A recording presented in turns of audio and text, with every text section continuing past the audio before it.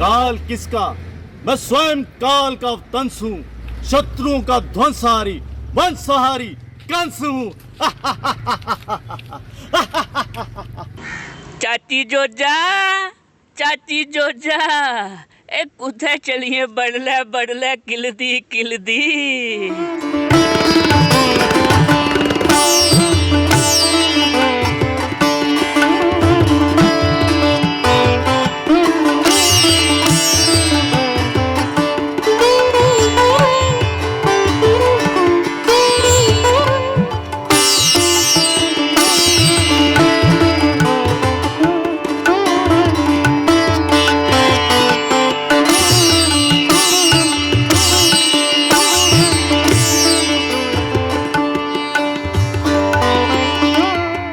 बेइज्जती होंदी है। फटाफट उठिया कहंदा हुंदे सां मतलब कि साडा टाइम हुंदा सी, हुंदे सां अगे पिछे देखिया कोई नहीं, किसी ने नहीं देखा, कहंदा मोए हुंदे सां, शुरू तो ही इहो जिहे हुंदे सी।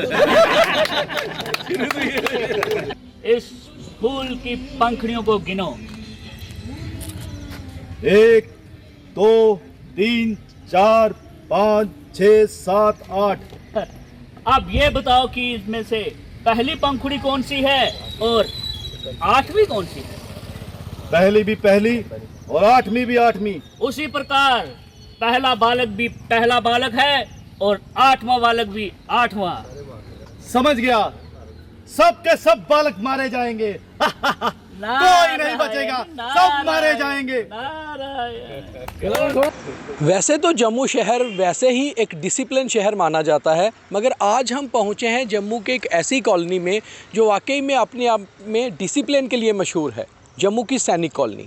यहाँ सुबह की सैर हो या कोई कार्यक्रम हो, हर चीज़ को लेकर एक डिसिप्लिन रहता है।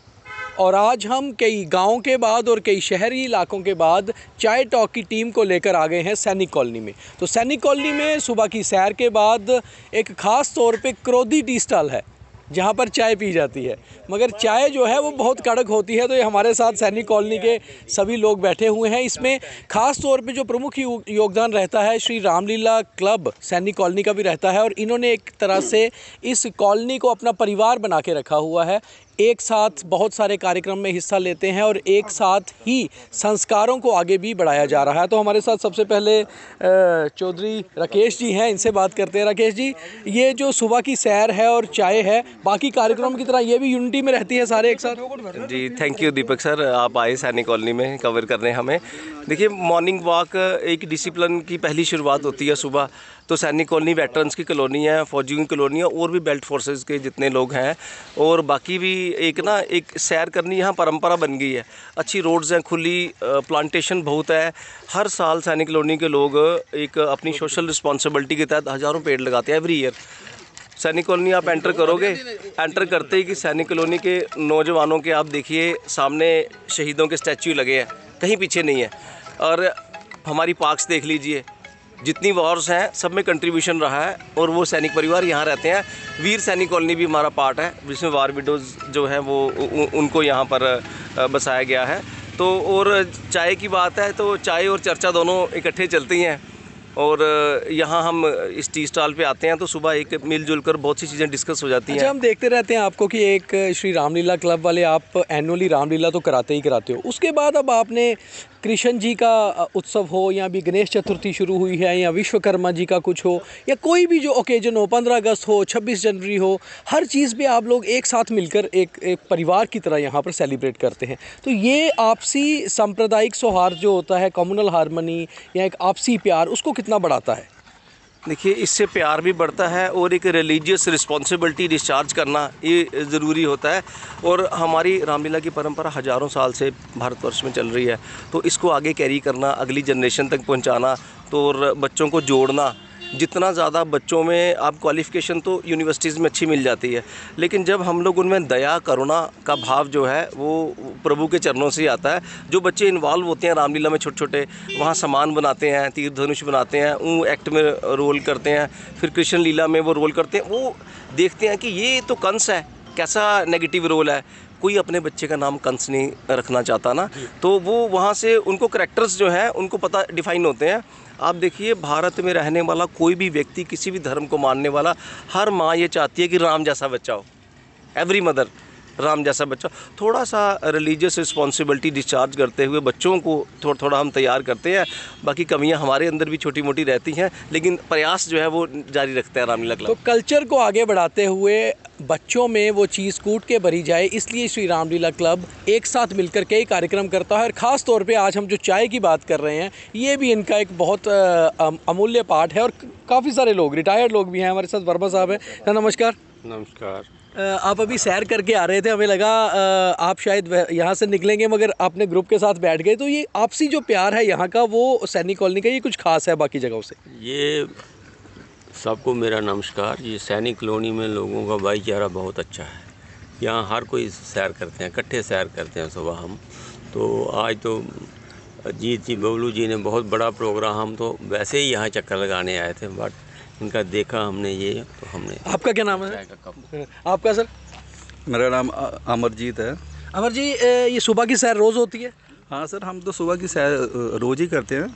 बाकी जो आपने बबलू जी की बात कही है, हमारे जो है जो बबलू जी तो वैसे बड़े सोशल वर्कर, मैं वैसे भी हम जब सैर करते हैं तो बोलता रहता हूँ कि हमारे बबलू जी बड़े ही अच्छे सोशल वर्कर हैं, बड़े हेल्पफुल हैं। और जो उन्होंने रामलीला का जो बीड़ा उठाया हुआ है, वो तो हमें सबसे अच्छा लगता है इसका, इनका, क्योंकि ये थोड़ा बच्चों को भी पता चलता है हमारी संस्कृति के बारे में। तो बबलू जी बहुत तो सर और भी लोग हैं, इनसे जानते हैं। आपका क्या नाम है भाई साहब? सर मेरा नाम राहुल चंदा।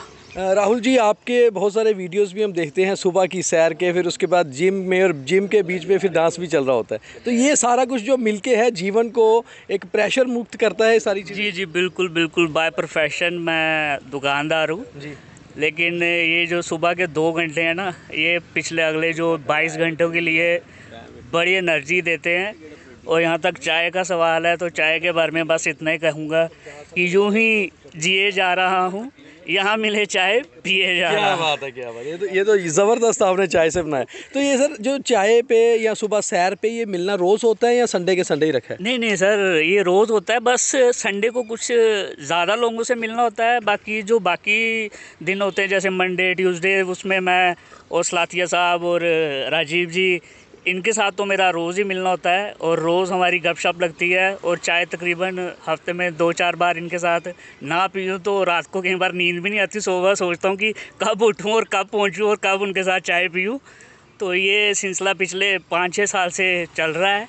और यहाँ तक रामलीला का सवाल है, जो आपने नाम लिया, तो रामलीला से मैं 2009 से जुड़ा हुआ हूँ। यहाँ 8 से शुरू हुई थी और मैं 9 से जुड़ा हुआ हूँ। और 9 से कंटिन्यूटी भगवान की दया से आज तक कोई रुकावट आई नहीं है, और आशा करता हूँ आगे भी नहीं आए। और यहाँ तक गणेश चतुर्थी का सवाल है, ये 10वां साल है हम जब से शुरू की हमने 2014 में, बिना किसी रुकावट के, तब से अब तक चल रही है। और आगे भी आशीर्वाद रहा तो चलती रहेगी। देखिए, आपने पहले भी कई चाय टॉक के कार्यक्रम देखे होंगे, खेतों के बीच से लेकर कई सारे मैदानों तक, मगर आप सैनिक कॉलोनी का अगर दूर तक नज़र दौड़ाएं, ये कोई टी स्टॉल नहीं है। एक छोटे से टी स्टॉल के साथ इसी तरह वॉक करने के बाद रास्ते में चेयर्स लगा के ठंडी हवा के बीच में सैनिक कॉलोनी में चाय पी जाती है। सैनिक कॉलोनी के और भी क्या इशूज़ हैं, उस पर भी बात करेंगे। आपका क्या नाम है भाई साहब? मेरा नाम गुरमीत सिंह बिट्टू है। मैं क्या करते हैं गुरमीत जी? मेरा यहाँ पे छोटा सा एक रेस्टोरेंट है, छोटा सा सैनिक कॉलोनी में। मैं 13 साल से यहाँ पे काम कर रहा हूँ। और यहाँ पे हमें सुबह सुबह बहुत अच्छा लगता है। सब लोग, पूरी टीम आती है, सुबह सुबह वॉक करते हैं हम डेली का। जो पूरा दिन भर हम जो भी काम करते हैं, मतलब कि हमें उसका कोई। अच्छा गुरमीत जी, पूरा शहर तो बदल ही रहा है। जम्मू काफ़ी पिछले 10-20 सालों से बहुत बदला है। सैनिक कॉलोनी में किस तरह का बदलाव आया है? यार सर, सैनिक कॉलोनी जो सब कॉलोनियों से अलग है। हमारे जम्मू में जो भी हैं, गांधीनगर देख लो आप, त्रिकुटा नगर है, जहाँ छन्नी हो गया, जो सैनिक कॉलोनी में पीसफुल है। यहाँ पे आप बैठे हो, हमें करीब आधा घंटा हो गया यहाँ बैठे हुए, जहाँ घूम रहे हैं हम। यहाँ पे आपने कोई गाड़ी नहीं देखी होगी, मतलब कि पोल्यूशन नहीं है बिल्कुल हमारे यहाँ पे। सब पीसफुल है, कोई किसी से कोई सिरदर्दी लेनी देनी नहीं है। सुबह सुबह अच्छे बंदे आते हैं, 10-15 बंदों का ग्रुप हमारा, जो हम सुबह वॉक करते हैं डेली। फिर क्रोधी जी के यहाँ आके चाय पीते हैं हम। एक दूसरे से मेल मिलाप भी बहुत है। बहुत अच्छा, हर बंदा जो यहाँ पे हेल्पफुल बंदा है। कोई यहाँ पे किसी से कोई लेना देना नहीं कि कोई किस पार्टी से क्या है। लेकिन हम जो हमारा एक टीम है अपनी, जो हम लोग हर बंदे की हेल्प भी करते हैं। कोई हमारे पास कोई ऐसा बंदा मजबूर आ जाता है, उसकी हेल्प भी, उसको ब्लड तक की भी चाहिए होगा, हम लोग ये हमारी टीम ये प्रोवाइड करती है उसको। इस टीम के सबसे एक्टिव मेंबर है सचिन सलाथिया जी। वैसे पेशे से खुद मीडिया से आते हैं, मगर सचिन जी से जानते हैं। सचिन भाई, किस तरह से जो है बुज़ुर्गों का और युवाओं का तालमेल जो है आपने बना के रखा हुआ है, बड़ा ज़बरदस्त है। बस भैया, ये क्लब के जब हमने क्लब स्टार्ट किया अमरनाथ यात्रा के बाद, एनर्जी थी लोगों के बीच में, दिशा दी गई, तो हमने क्लब स्टार्ट किया 2008 में। उसके बाद मेल मिलाप हुआ और ये एक सिनर्जी होती है, जैसे आपने कहा, एल्डर्स और युवाओं के बीच में, यंगर जनरेशन के बीच में। आप बिलीव नहीं करेंगे, मैं खुद उस टाइम पे 26 साल का था, आज 42 साल का हूँ। नहीं, मैं बिलीव कर लेता हूँ, आप बताइए। मैं एज का ये बता रहा हूँ कि कॉन्टिन्यूशन में हम 26 साल से 42 साल में चल रहे हैं। और वो टाइम कैसे निकला, रामलीला में जुड़े, और जो उस टाइम 42 के थे वो आज 60+ में हैं, और वो लोग आज भी हमारे साथ एसोसिएटेड है। उनके साथ मन मुटाव, ऐसा लगता है परिवार ही है। आप बिलीव नहीं करेंगे, हम रामलीला में होते हैं, हमारा दूसरा घर रामलीला क्लब ही है। इतने हम फंक्शंस करते हैं। हम जैसे 26 जनवरी में हमारी 4th वॉक होती है, हम रन करते हैं from Sidra to Surinsar club. वो हमारा 23 किलोमीटर का लैप होता है। हम लोग मैराथन दौड़ते हैं। हमने यहाँ पे अपनी 4th मैराथन करवाई थी। अच्छा, ये जो आपसी एसोसिएशन है आपकी क्लब के ज़रिए, इससे आपकी पर्सनल लाइफ में कितनी चेंजेस आई है, कितना पॉजिटिव हुई है लाइफ? पर्सनल लाइफ में पेशेंस बढ़ी है। अगर पर्सनल लाइफ बोले तो घर में तो हम उतना, कभी कभार क्या होता है कि विद इन टाइम में टाइम नहीं दे पाते, लेकिन क्या होता है कि सोसाइटी को ऐसा लगता है कि कुछ देने की कोशिश कर रहे हैं क्लब के थ्रू हमारी कोशिश यही रहती है कि हेल्थ प्रोस्पेक्टिव, रिलीजियस प्रोस्पेक्टिव भी रहता ही है उसमें, लेकिन ये कि हमारा ब्लड लाइन है। जैसे वो मेरे फ्रेंड ने कहा, राहुल चंदाना, कि वो 2009 से एसोसिएटेड है, मैं 2008 से हूँ। बबलू भाई 2008 से एसोसिएटेड है, और हमारे ग्रुप के मेंबर 2008 से एसोसिएटेड हैं। अब जैसे ना हमारे में ना सर, एक सिंपल सी बात है, हमारे में अगर एक कॉल आती है कि किसकी हेल्प करनी है, हम सवाल नहीं उठाते, हम बोलते हैं जाना है उसकी हेल्प करनी। आज एसोसिएशन है ही नहीं है, कहीं पे किसी टाइप की एसोसिएशन नहीं है जो वर्क कर रही हो for the upliftment of society. तो हम लोग उसमें काम कर रहे हैं। जो अंदर के आर्टिस्ट को बाहर निकालना हो तो मेरे सीनियर कलीग पवन शर्मा जी को जो है माइक देना ज़रूरी है, क्योंकि तभी काम चलेगा, क्योंकि वो खुद भी एक बहुत ज़बरदस्त आर्टिस्ट है। पवन जी, ज़रा रामलीला क्लब से वो सवाल निकालिए जो आप पूछना चाहते हैं। एक कॉलोनी है सैनिक कॉलोनी, एक अपना इतिहास ने अपने कोल समेटे दा। जिन्ने भी सैनिक 1962, 1965, 1971 त्रै जिहड़े बड़े युद्ध पाकिस्तान कन्नै, एक चाइना कन्नै होया, ओहदे च जिहड़े हिस्से लेदा ओह भी इत्थै रौंह्दे। तमाम ग्राएं दे सैनिक जिहड़े हे ओह इस शहर च आए। अगर आखेआ जा तो जिहड़ा ओह इतिहास ग्राएं दा ओह सारा समेटियै इस कॉलोनी च पुज्जी गेदा। इस कॉलोनी च बीरे दी कॉलोनी तुस आखी सकदे हो, सैनिक कॉलोनी, तमाम जिहड़े सैनिक न ओह इत्थै रौंह्दे न। उं'दे अग्गे पुत्तर जां उं'दी आह्ली अग्गे पीढ़ी जिहड़ी है ओह अपनी अपनी जगह पर सारे कम्म करा दे। लेकिन एक बड़ी चीज़ जित्थै दिक्खने आह्ली जिहड़ी अज्ज लगी कि राहुल चंदा, एह् नटरंग थिएटर ग्रुप जिहड़ा बलवंत ठाकुर हुंदा, एह् उत्थों होंदे, अस भी उत्थों होंदे हे, ते उल्ले दिन उसदे ते थोड़ा जिहा कोई होई जा मासा कोई सनाई ओड़ो कोई चीज़ जेह्ड़ी शैल लग्गे। सर काफ़ी अरसा होया हूँ छड्डे दे, लेकिन तुस आखा दे हो ते तुस भी उत्थै रेह्दे हो ते तुसें पता गै, सारे नाटक तुसें भी कीते दे होने न।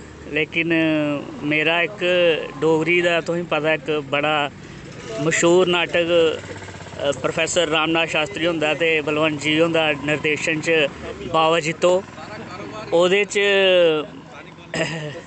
निक्का जेहा इक डायलॉग मिगी हून याद आवा दा है, ओह् मैं थोड़ा जेहा तुसेंगी सनाई ओड़ना। चाची जोजा ए कुत्थै चलिए बडलै बडलै किलदी ओ के दस्सां मोआ जित्तो ओ कक्ख नहीं रोए दा ओए मोआ जित्तो। हून सर इन्ना गै याद है।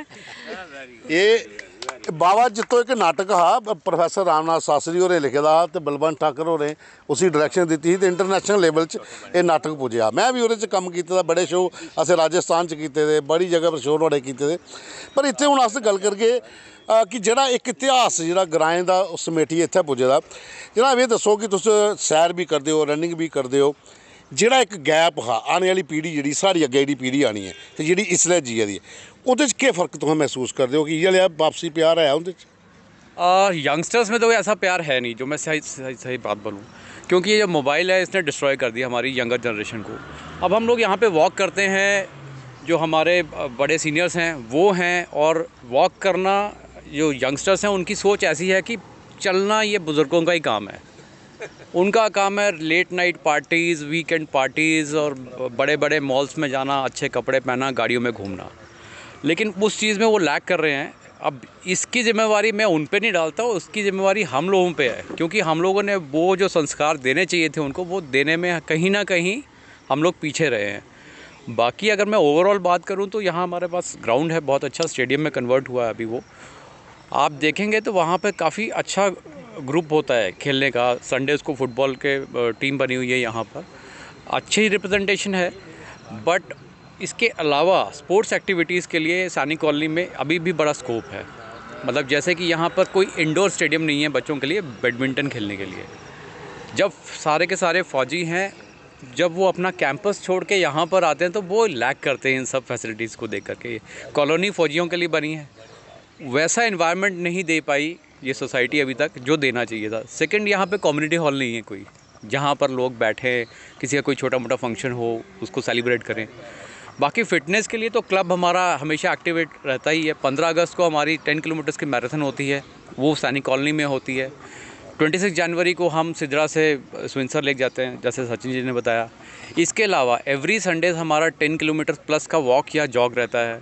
हम लोगों ने परमंडल, मंडल, उत्तर बहनी, सांदी, तूतेंदी खुई, ये जितना भी पहाड़ी इलाका है वो सारा का सारा हम लोगों ने बाई फुट हम लोग कवर किया है। एवरी संडेज़ मतलब मिनिमम 10 किलोमीटर्स का रहता है, वो मैक्सिमम 20 भी जा सकता है। तो उसमें बड़ा कंट्रीब्यूशन रहता है टीम मेंबर्स का। जो सैर करने नहीं आ सकता वो पिकअप एंड ड्रॉप के लिए आ जाता है। वो ठीक है, जो नहीं कर सकता वो आ जाता है। भाजी ਤੁਸੀਂ ਮੈਨੂੰ ਦੱਸੋ ਕਿ ਇਹ ਜਿਹੜੀ ਕਲੋਨੀ ਵਸੀ, ਇਹ ਸੈਨਿਕ ਕਲੋਨੀ ਦਾ ਨਾਂ ਰੱਖਿਆ ਗਿਆ। तमाम कोई कठूए ਦਾ, कोई विजयपुर ਦਾ, कोई आरसपुर है, तमाम ਜਿਹੜੇ ਸਾਰੇ ਇਕੱਠੇ ਹੁੰਦੇ ਨੇ ਇੱਕ ਵਾਰੀ। ਨਵੀਂ ਪੀੜ੍ਹੀ ਕਿੰਨਾ ਜਿਲੇ ਬੈਠਦੇ ਨੇ ਉਹ ਲੱਗੇ ਲੱਗਦਾ। ਸਰ ਸਾਨੂੰ ਬੜਾ ਮਤਲਬ ਅੱਛਾ ਫੀਲ ਹੁੰਦਾ ਇੱਥੇ। ਅਸੀਂ ਸੈਨਿਕ ਕਲੋਨੀ ਆ, ਇੱਥੇ ਸਭ ਤੋਂ ਵੱਡੀ ਗੱਲ ਹੈ ਜੋ ਭਈਆ ਨੇ ਦੱਸਿਆ ਹੁਣ ਕਿ ਮਤਲਬ ਇੱਥੇ ਸਪੋਰਟਸ ਦਾ ਵੀ ਬੜਾ ਵੱਡਾ ਉਹ ਹੈ। ਸਵੇਰੇ 6:30 ਵਜੇ ਫੁੱਟਬਾਲ ਇੱਥੇ ਗਰਾਊਂਡ ਦੇ ਵਿੱਚ ਚੰਗੇ ਨੇਸ਼ਨ ਲੈਵਲ 'ਤੇ ਵੀ ਮੁੰਡੇ ਪੁੱਜਣ। ਸਾਡੇ ਇੱਥੇ ਕੋਚ ਸਾਹਿਬ ਵੀ ਚੰਗੇ ਨੇ। ਬਾਕੀ ਮੇਰਾ ਛੋਟਾ ਜਿਹਾ ਰੈਸਟੋਰੈਂਟ ਹੈ, ਮੈਂ ਇਹਨਾਂ ਅੱਗੇ ਇੱਕੋ ਗੁਜ਼ਾਰਿਸ਼ ਕੀਤੀ ਦੀ ਹੈ ਕਿ ਜਿਹੜਾ ਬੱਚਾ ਗੋਲ ਮਾਰਦਾ ਹੈ ਉਸ ਨੂੰ ਮੇਰੇ ਵੱਲੋਂ 2 ਫਿਸ਼ ਤੰਦੂਰੀ ਫਿਸ਼ ਦੀਆਂ ਸੀਖਾਂ ਮੇਰੇ ਵੱਲੋਂ ਫ੍ਰੀ ਹੁੰਦੀਆਂ। अगर 2 गोल मारेगा फुल तंदूरी और एक हफ्ता पूरा मच्छी दी सीखा फ्री। ਅਸੀਂ ਕਹਿੰਦੇ ਆ ਕਿ ਬੱਚੇ ਜਿਹੜੇ ਨੇ ਤੇ ਨਸ਼ਾ ਮੁਕਤ ਹੋਣ, ਕਿਉਂਕਿ ਅੱਜ ਕੱਲ੍ਹ ਇੱਕ ਬੱਚਾ ਸਾਰਿਆਂ ਦਾ ਤੇ ਹਰ ਬੰਦਾ ਚਾਹੁੰਦਾ ਕਿ ਸਾਡਾ ਬੱਚਾ ਨਸ਼ੇ ਕੋਲ। ਅੱਜ ਕੱਲ੍ਹ ਤੁਹਾਨੂੰ ਪਤਾ ਨਸ਼ੇ ਬੜੇ ਦੂਰ ਪੁੱਜ ਗਏ ਨੇ ਤੇ ਅਸੀਂ ਕਹਿੰਦੇ ਬੱਚੇ ਨਸ਼ੇ ਕੋਲੋਂ ਦੂਰ ਰਹਿਣ ਤੇ ਗੇਮ ਸਪੋਰਟਸ ਵੱਲ ਜ਼ਿਆਦਾ ਧਿਆਨ ਦੇਣ, ਉਧਰ ਕਰਨ। ਨਾਲ ਨਾਲ ਪੜ੍ਹਾਈ ਤੇ ਕਰਦੇ ਹੀ ਹਨ ਬੱਚੇ, ਅੱਜ ਕੱਲ੍ਹ ਮਿਹਨਤ ਕਰਦੇ ਨੇ। ਬਿਲਕੁਲ ਸਾਡੀ ਇਹੋ ਹੀ ਹੈ ਕਿ ਅਸੀਂ ਇਹਨਾਂ ਨੂੰ 1 ਸੀਖ 2 ਸੀਖ ਮੱਛੀ ਫਰੀ ਜਿਹੜਾ ਬੱਚਾ ਗੋਲ ਮਾਰੇਗਾ। ਬਿਲਕੁਲ ਇਹ ਇੱਕ ਆਫਰ ਆ ਗਈ ਨਵੀਂ ਪੀੜ੍ਹੀ ਵਾਸਤੇ। ਜਿਹੜੇ ਜਾਗਤ ਨੇ ਜਿਹੜੇ ਖੇਡਣਾ ਚਾਹੁੰਦੇ ਨੇ ਉਹਨਾਂ ਕੀ ਫਿਸ਼ ਵੀ ਮਿਲੇਗੀ। ਆਪ ਤੁਸੀਂ ਦੱਸੋ ਮੈਨੂੰ ਕਿ ਇਹ ਜਿਹੜੀ ਸੈਨਿਕ ਕਲੋਨੀ 'ਚ ਹੈ, ਨਹੀਂ ਬੋਲਣਾ ਇਹ ਥੋੜਾ ਜਿਹਾ ਸ਼ਰਮਾਂਦੇ ਨੇ ਬੋਲਣੇ 'ਚ। ਇੱਧਰ ਆਨੇ, ਇੱਧਰ ਆਨੇ, ਇੱਧਰ ਬੈਠੀਏ ਗੱਲ ਕਰਨਾ ਹੈ। ਕਿਉਂਕਿ ਇਹ ਕੀ ਲੱਗਦਾ ਹੈ ਕਿ ਸੈਨਿਕ ਕਲੋਨੀ 'ਚ ਜਿਹੜਾ ਇਸਲੇ ਮਾਹੌਲ ਹੈ, ਜਿਹੜੇ ਇੱਕ ਫੌਜੀ ਪਰਿਵੇਸ਼ 'ਚ ਲੋਕ ਜਿੰਦੇ ਬੱਚੇ ਪੜ੍ਹੇ ਲਿਖੇ ਦੇ, ਅੱਜ ਇਸ ਕਲੋਨੀ ਦੇ ਅੰਦਰ ਜਿਹੜਾ ਆਪਸੀ ਪਿਆਰ ਦੇ ਕੰਨੇ ਕੰਨੇ ਜਿਹੜਾ ਇਹ ਸਵੇਰੇ ਚਾਹ ਪੀਣੀ ਜਾਂ ਉਹ ਬਾਹਰ ਨਿਕਲਣਾ, ਇਹ ਕਿੰਨਾ फ़ायदेमंद ਹੁੰਦਾ ਨਵੀਂ ਪੀੜ੍ਹੀ ਵਾਸਤੇ? सर ऐसा फ़ायदेमंद तो बड़े बुज़ुर्गों का जो भी समझाएंगे, जो भी बात करेंगे वो फ़ायदेमंद तो रहेगा। चाहे वो आपको अपना एक्सपीरियंस ही शेयर करेंगे तो उस एक्सपीरियंस को एक पॉजिटिव वे में लेके उसके साथ कैरी ऑन करना चाहिए यंग पीढ़ी को। ना कि बल्कि ये सोचना चाहिए कि जो ये बोल रहे हैं इसका कुछ हमें फ़ायदा नहीं है, हम ज़्यादा समझ। बेसिकली क्या हो गया कि अब ये जो यंग पीढ़ी है वो ये समझ रही है कि हम ज़्यादा समझदार हैं, और ये शायद मे भी हर एक के फेज़ में आता है लाइफ में। तो जैसे बड़ों का आशीर्वाद रहता है उस हिसाब से उनको चलना चाहिए, और जितना ज़्यादा वो समझाएंगे वो उनके लिए और फ़ायदेमंद रहेगा, और अपना एक्सपीरियंस ही शेयर करेंगे वो अपने उनके साथ।